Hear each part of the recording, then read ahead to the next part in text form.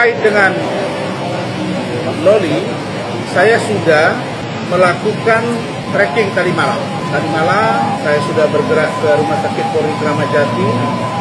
Kami sudah rekam dengan Bu Ade, dan seperti yang sudah saya duga di awal, bahwa ada upaya-upaya untuk bagaimana Loli ini tidak bisa menemukan orang yang bisa menjaga dia. Ada yang takut mungkin kalau Loli ini nanti terbuka atau ada sesuatu. Padahal dia sudah buka semua. Tinggal saya tuangkan aja di penyidikan dan lain-lainnya. Saya minta kalian tolong cek itu safe house. Itu infonya di Pulau Gadung. Apakah benar itu tempat yang layak untuk orang yang disimpan atau dibuat dalam pengawasan kementerian. Kepentingan saya cuma satu, bagaimana Loli bisa menerima posisi ini dan keluar dari masalah ini. Ini adalah dalam rangka menindaklanjuti keinginan dan harapan dari Ananda Laura Megani Mawati alias Loli yang disampaikan kepada saya. Saya merasa dikadali, saya merasa dibohongi, saya merasa dicurangi. Karena apa? Karena apa yang disampaikan Kadif PPA, Saudara Citra, Saudara dari Asisten Deputi Kementerian PPA, Saudari Rani, dan juga dari Bu Puri atau IAI ya, dari KPAI, bahwa bahwa itu adalah sebuah tindakan yang menurut saya tidak pantas dan seolah-olah saya jadikan alat untuk mempengaruhi Loli agar bisa mau ke Rumah Sakit Polri, tapi pada faktanya mereka diam-diam mengeluarkannya tanpa menginformasikan ke saya. Coba pendapat Anda tentang Loli sekarang. Ini bukan mak-mak Batak ya, mak-mak Betawi ya. Jadi gini loh, Loli ya, Loli, inget ya, lu tuh beruntung Loli, ya, mak lu tuh kaya, mak lu tuh tajir, apaan aja juga bisa dibeliin lo, ya kan? Lu masih untung, utang-utang lu dibayarin. Coba emak gue, ya, gue ngutang sama orang ini, yang ada gue dipenjarain, sudah dipenjara aja gitu kan, biar ngerasain tuh, ya kan, tanggung jawab tuh, ya kan, apa yang lu lakuin. Itu harus bersyukur. Ya, beruntung lu, nggak kayak kita nih, ya kan, nggak kayak mak-mak kita, ya. Nikita Mirzani, ya kan, walaupun backgroundnya dia seperti apa gitu tuh, baik dia, masih jemput lu, masih bayarin utang-utang lo, ya kan. Loli, inget ya, lu tuh beruntung, ngerti? Sungkem lu sama lo. Saya bilang ini harus case close karena Loli udah bercerita semuanya, tidak hamil, tidak aborsi, tidak berhubungan badan dengan Fadel. Pertanyaannya, apa bukti bahwa dia berhubungan badan? Siapa yang meniduri dia? Kapan? Dia bercerita dengan si Anu, dia yang tidur. Dia cerita. Tidak ada hubungannya dengan Fadel. Ya sudah. Harusnya ini selesai. Oke, cukup ya. Bang, ada rencana mau ke safe house gak, Bang? Besok jam 12. Bang, ada rencana mau ke safe house Pulau Saya Gadung? ombudsman, saya akan kejar orang-orangnya harus bertanggung jawab. Ya, nggak boleh begini kita. Abang ada rencana ke safe house? Jangan mundur. Saya memang mau datang. Saya akan mengagendakan agar saya ke safe house untuk melacak itu. Nanti mungkin sama-sama dengan kalian lah. Kapan, Bang? Kita dikasih masuk, nggak dikasih masuk, seperti apa? Saya heran, ada apa ini? Kok sepertinya Lani ini dilindungi oleh Pak Nahar? Apa Pak Nahar ini takut cerita ke Ibu Menteri? Nah, nanti ini akan saya kirim video-video ke Ibu Menteri nanti. Ibu Arifatul, Ibu Veronica, kan mereka ibu-ibu yang baik, kan? Oke? Tunggu, Bang. Ombudsman itu punya kewenangan untuk memeriksa maladministrasi. Kembali lagi di IO Channel.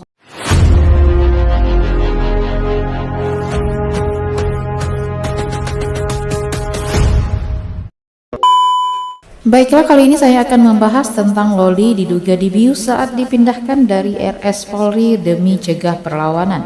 Untuk selengkapnya simak video berikut ini. Nggak ada, pakaian dalam juga nggak ada, apa sedikit sekali lah pokoknya. Nah, kami mau mengantarkan ini, tiba-tiba kan ada informasi Loli sudah dijemput tengah malam. Ada apa nih kok diam-diam seperti ketakutan atau apa? Bagaimana saya juga nggak tau gitu. Jadi Bang Rasman, diperjelas saja Bang. Fisik Loli, supaya kalian tahu ya, katanya kan anak orang kaya, harapan Bang, anak orang hebat. Fisiknya itu, badannya itu sudah, mohon maaf, sudah baunya itu udah gak enak. Kemudian biarlah nanti Komnas HAM yang turun dan Ombudsman. Informasi terbaru nih, saya dapat info ada usaha untuk melimpahkan perkara Fadel ke Polda Metro Jaya. Ya, ada upaya untuk melimpahkan laporan terhadap Fadel ke Polda Metro Jaya. Ada apa dengan kalian semua sekarang?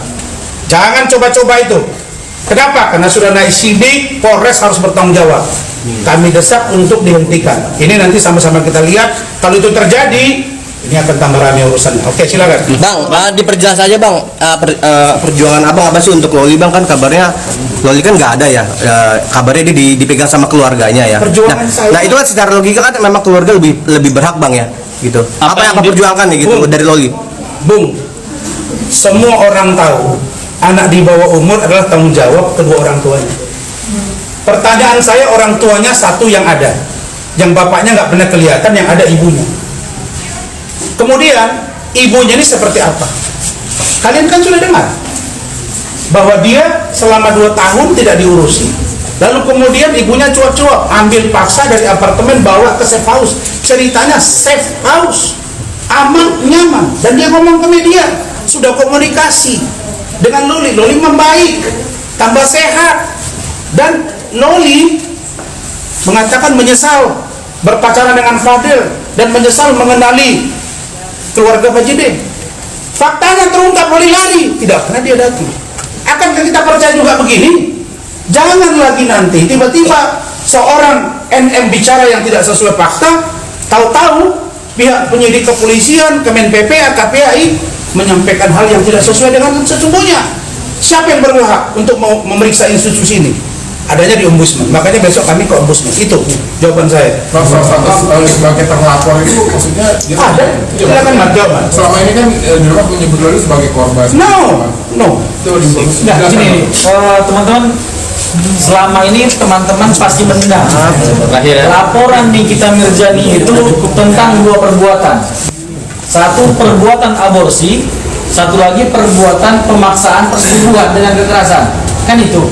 Apakah mungkin perbuatan aborsi ini dituduhkan terhadap terlapor Fadel Bajide? Apakah mungkin laki-laki melakukan aborsi? Kan ini mustahil gitu. Artinya tuduhan ataupun pasal-pasal yang dicantumkan itu berhubungan dengan siapa terlapornya dan apa perbuatan terlapornya. Makanya tidak ada keraguan bagi kami, posisi Laura Mezani adalah posisi terlapor bersama dengan Fadel Al-Fajar Bajide. Itu. Baik, cukup ya. Oke, thank you.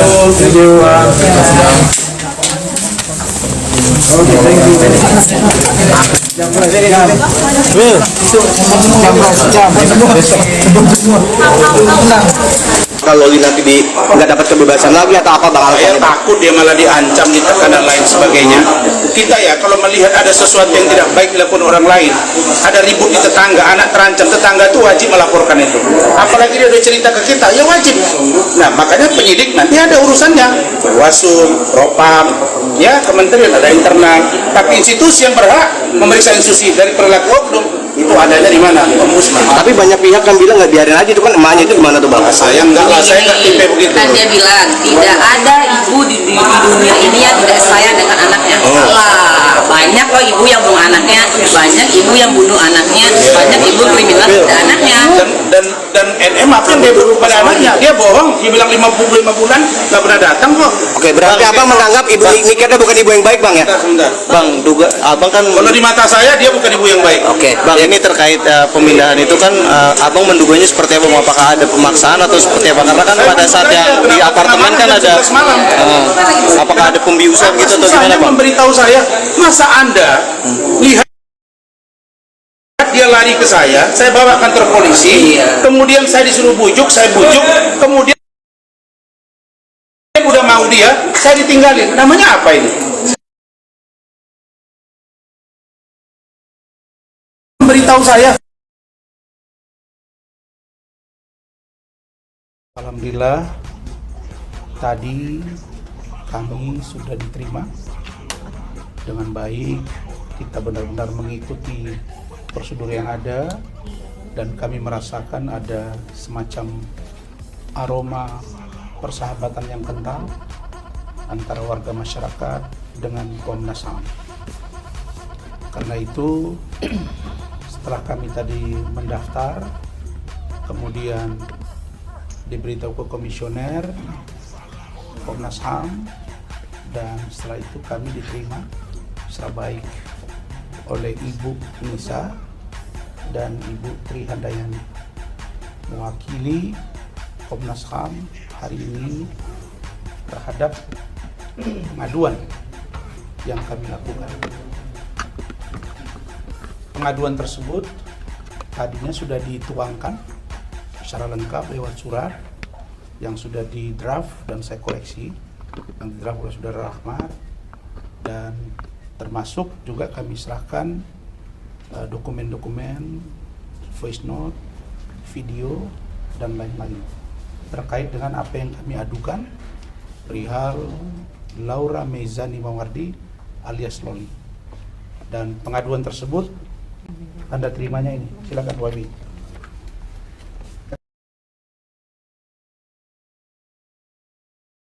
Oke. Bang, depan lu bang. Pelan-pelan. Loli, anak Nikita Mirzani, diduga dibius saat dipindahkan dari Rumah Sakit Polri Kramat Jati pada Jumat 17 Januari 2025 malam. Rasman Arif Nasution, pengacara yang mengaku dipercaya untuk melindungi Loli, menduga hal ini dilakukan demi mencegah perlawanan dari remaja tersebut.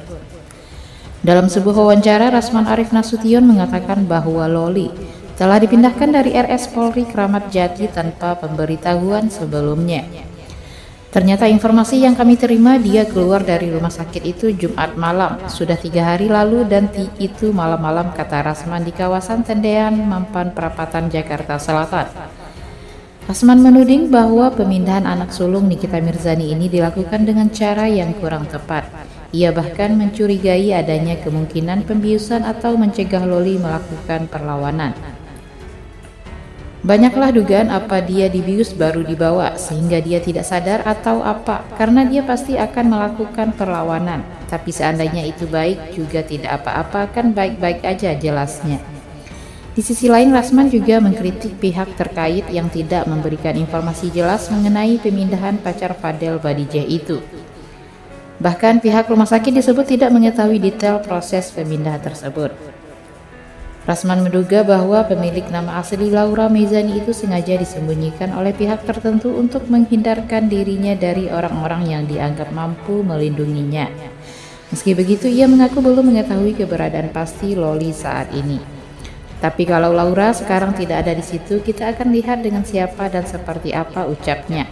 Saya tidak tahu di mana ia berada, dan yang pasti menurut saya apa yang dia sampaikan ke saya akan saya tindak lanjuti, tandasnya.